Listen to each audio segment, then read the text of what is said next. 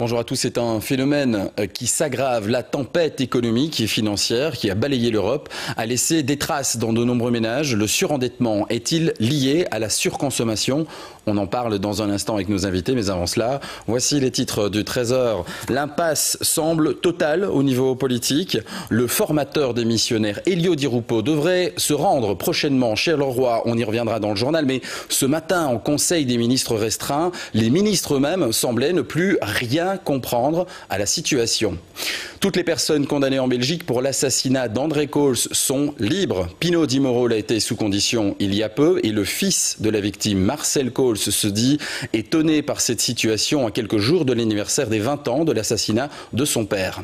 Qui restera au standard? Axel Witsel, Steven Defour, Mehdi Karchela, Eliakim Mangala, les meilleurs joueurs sont sur le point de partir et ceux qui restent s'interrogent sur l'état de force de l'équipe lors de la saison qui s'annonce. Ambiance à Sclessin, on le retrouvera l'un de nos journalistes. Et puis pas de surprise, nous vous l'annoncions dès hier, c'est un temps pluvieux qui nous accompagnera jusqu'à la fin de la semaine. Plus de détails après le journal avec Stéphane Van Bellingen. Suite à la crise économique, la situation financière des ménages belges s'est aggravée. Mais quel est le profil du surendetté? Il s'agit le plus souvent d'un homme entre 25 et 55 ans, souvent célibataire ou divorcé. Les raisons de ce surendettement sont-elles liées à la surconsommation? Pour en parler, Noël Mabillard, bonjour. Bonjour. Vous êtes responsable du service médiation de dette du CPS de Charleroi. Et puis à vos côtés, bonjour, vous êtes Denis Martens, directeur de l'Observatoire du crédit et de l'endettement. Alors, Denis Martens, comment expliquer que 90 000 Belges, ce qui représente à peu près 1% de la population, sont en état de surendettement, c'est-à-dire qu'ils ne sont plus capables de rembourser leurs dettes?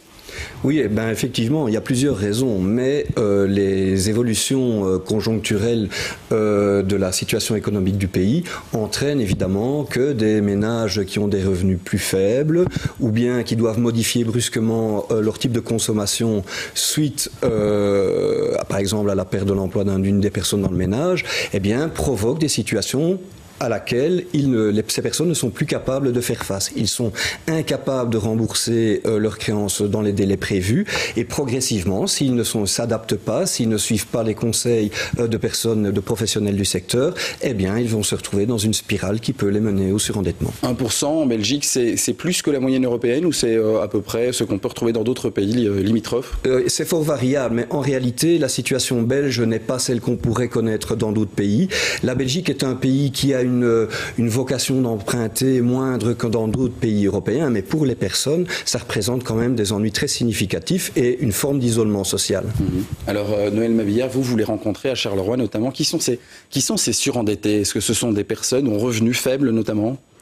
Eh bien, on se rend compte qu'effectivement, il y avait des personnes qui étaient confrontés beaucoup plus à la problématique du surendettement quand ils bénéficiaient d'un revenu de remplacement. Mais on se rend compte également qu'actuellement, les bas salaires sont particulièrement touchés. Et on rencontre également une augmentation au niveau des jeunes qui fréquentent notre service. Donc on l'a décrit, ce sont en général des hommes entre 25 et 55 ans. Il y a également des femmes. Ce sont des personnes qui ont connu une situation délicate, notamment un divorce, une perte d'emploi. Comment est-ce que vous les reconnaissez? Un accident de la vie, mais bon, personne n'est susceptible d'échapper au surendettement. Ça peut toucher toutes les catégories de la population. Les personnes qui sont confrontées en fait à un accident de la vie qui se présente chez nous, ils attendent évidemment d'abord une oreille attentive et c'est ce qu'ils trouvent, et ils trouvent des personnes compétentes en fait pour répondre à leurs problématiques de surendettement. Et pour gérer ce problème de dette. Oui. Voilà, tout à fait. Nous avons un téléspectateur qui nous a écrit par mail et qui nous dit ceci. Je travaille dans un cabinet d'avocats spécialisé dans le surendettement depuis 11 ans. Les personnes touchées par le surendettement sont des gens de tous horizons, nous dit-il. Il peut s'agir de personnes bénéficiant de revenus d'intégration sociale comme des chômeurs, mais la grande majorité sont des travailleurs avec un salaire presque misérable, 1 300 € par mois. Comment vivre avec une telle somme? C'est impossible, s'insurge ce téléspectateur. Alors, Denis Martens, c'est effectivement 1 300 €, c'est à la fois très peu, mais c'est quand même un revenu tout à fait considérable. Comment ça se fait que des personnes qui travaillent, qui gagnent 1 300 € sont soumis à cette difficulté ? Mais 1 300 € des personnes qui travaillent, pour un ménage, évidemment, il faut étudier la composition du ménage. Mais ce n'est pas énorme pour pouvoir faire face à tous les besoins de la vie quotidienne. Imaginez simplement si le ménage a un loyer aux alentours ou rembourser un crédit hypothécaire aux alentours de 800 € par mois. Il reste très peu de choses pour pouvoir assurer toutes les autres dépenses, que ce soit les dépenses liées à la vie courante, aux besoins vitaux comme l'énergie, les soins de santé, mais aussi simplement assurer un peu de loisirs qui sont la composition de la vie sociale. Donc, ce qu'on a pu constater, c'est que la plupart des personnes qui sont en difficulté de paiement ont des revenus qui sont en dessous des revenus nécessaires pour avoir une vie décente. C'est combien à peu près ? Écoutez, ça dépend de la composition du ménage, mais 1 300 € pour un couple avec un enfant, on est vraiment dans une situation... Si c'est le seul salaire du couple, effectivement, c'est compliqué. C'est un revenu qui peut entraîner des difficultés. Le poste qui demande justement le plus d'investissement, c'est le crédit hypothécaire, c'est vraiment celui-là, ou le crédit à la consommation ? Les crédits à la consommation, non pas tellement. La difficulté des crédits à la consommation, c'est qu'on peut en retrouver dans de nombreux dossiers de personnes qui ont eu des difficultés de paiement. Mais effectivement, le poste logement, le poste énergie, le poste nourriture sont des postes extrêmement importants et qui représentent la majeure partie des postes du budget d'un ménage. Effectivement, si le ménage n'arrive plus à pouvoir payer et assurer ces postes-là, là on retrouve vraiment des couples ou des personnes isolées qui vont se retrouver dans des difficultés. Noël Mabillard, vous rencontrez des personnes, notamment à Charleroi, qui ont un salaire, qui ont un revenu et qui sont dans ces difficultés. C'est difficile pour eux d'accepter ça. Ils sont insérés dans le monde social, ils ont un revenu professionnel, mais ce n'est pas suffisant. C'est difficile, et puis ils sont difficiles de franchir la porte d'un CPS. Maintenant, quelqu'un qui est confronté qui perçoit un salaire de ce niveau-là, comme Denis Martin l'a expliqué, il est confronté évidemment à l'ensemble des charges vitales, et il n'est pas rare de rencontrer, en fait, dans la plupart de nos situations de surendettement, il y a environ 40% des dossiers qui représentent des personnes uniquement confrontées aux difficultés de payer la totalité de leurs charges vitales. Donc on ne parle même pas de crédit à la consommation, en fait, pour 40% de ces personnes. Pourtant, ça fait partie aussi des questions des téléspectateurs, ils s'étonnent. Voici une question justement déposée par un téléspectateur par téléphone, écoutons-la. Je pense que le surendettement, il y a beaucoup de fautes de la part des banques et des grands magasins qui octroient des cartes de crédit facilement, qui obligent à la limite d'augmenter les gains, etc. Donc les gens tombent dans le piège, dans le panneau. Et comme on est dans un monde hyper de consommation et que tout le monde veut toujours tout de suite et n'importe comment, eh bien pour finir, les gens ne s'en sortent plus.